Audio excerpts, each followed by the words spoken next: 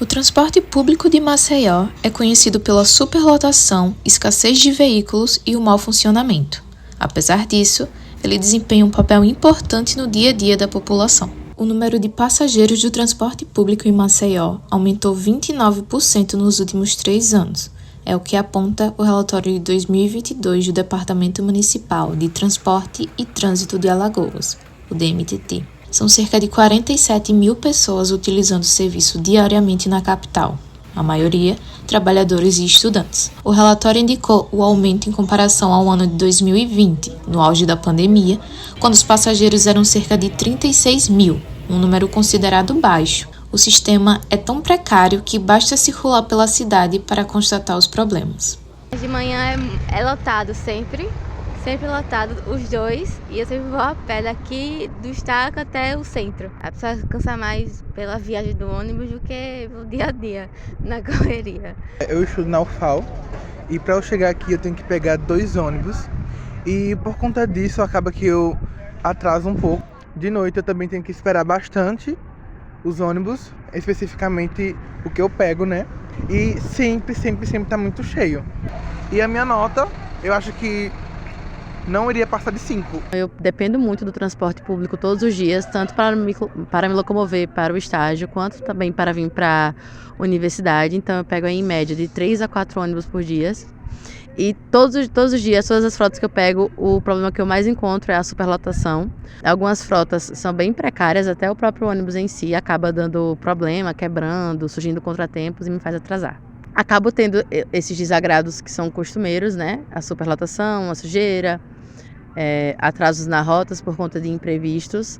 Então, de 0 a 10, eu daria uns 5. O DMTT explicou que as manutenções, sejam elas para prevenir a quebra ou para consertar equipamentos com defeito, é responsabilidade das empresas, assim como a limpeza dos veículos. Na parada, o fiscal garante que existe uma rotina de limpeza. No caso da Real Alagoas, ela tem uma equipe que trabalha todas as noites, lavando os carros e limpando tudo. E uma equipe para fazer a detetização. Todas as noites. Os carros são limpos e lavados e abastecidos. Mas a imagem mostra que esta rotina é insuficiente.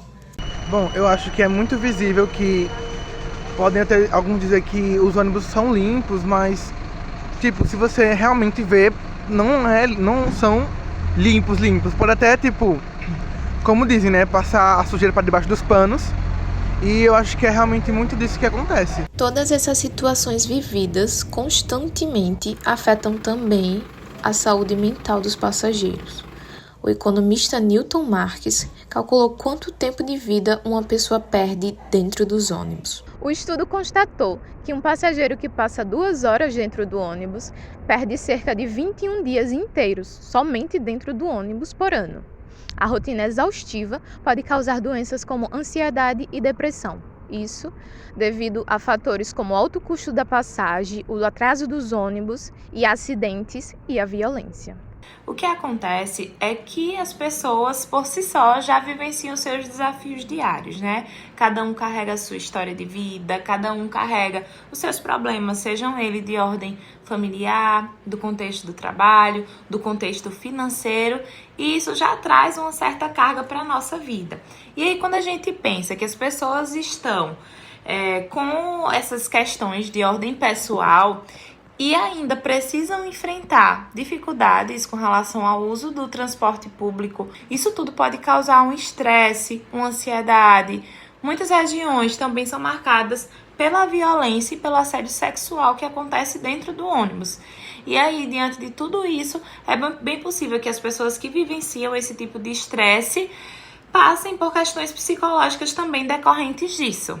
Esses sintomas já fazem parte da rotina do estudante universitário Felipe Tenório, que trabalha em pelo menos 10 locais diferentes durante a semana.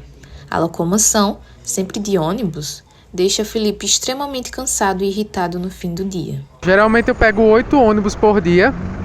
Eu tenho emprego de manhã e tenho emprego dividido à tarde. Eu acho que é difícil uma semana em que algum problema não acontece.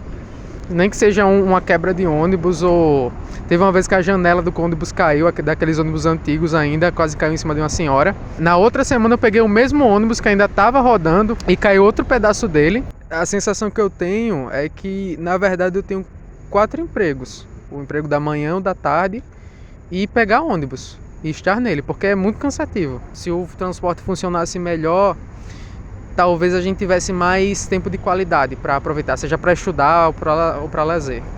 A situação da estudante Carol Ferreira é ainda mais complicada porque ela é portadora de necessidades especiais. Eu já quase me machuquei ao descer do ônibus pela questão da falta de acessibilidade, de não ter um espelho que pegasse, né, a estrutura que eu tenho. Então o motorista do ônibus ele ia fechando a porta e eu ia me machucando. As minhas maiores dificuldades é a questão da estrutura em si do ônibus, pois desde ao subir, né, os degraus são muito altos, as cadeiras não são acessíveis para mim, ou eu fico com os meus pés pendurados, ou eu encosto as costas. A questão também das câmeras do ônibus, né, às vezes ela não pegava a minha estrutura, então eu sempre ficava bloqueando a carteirinha, e a questão da campainha também, por ser muito alta eu não alcançava, então sempre tenho que estar pedindo alguém para apertar para mim. Mas será que tem uma fórmula para o autocuidado que amenize essa rotina exaustiva? O ideal seria que existissem estratégias por parte do poder público que resolvessem ou melhorassem essa situação.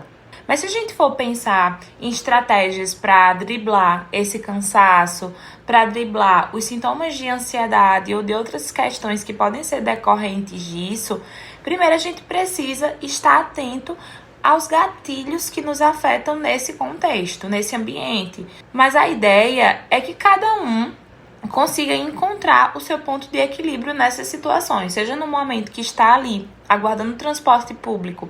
Então, para as pessoas que sentem impaciência com relação ao tempo do transporte público chegar, hoje existem os aplicativos que a gente consegue monitorar e saber em quanto tempo o ônibus vai chegar. Então, é uma estratégia para que a pessoa não passe tanto tempo ali no ponto de ônibus esperando.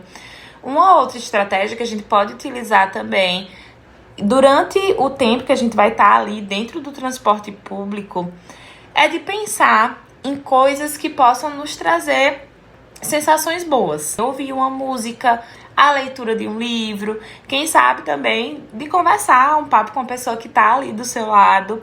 Então é de ir encontrando essas estratégias para a ocupação do tempo ocioso durante esse trajeto do transporte público. Ficou claro que transporte público também é uma questão de saúde.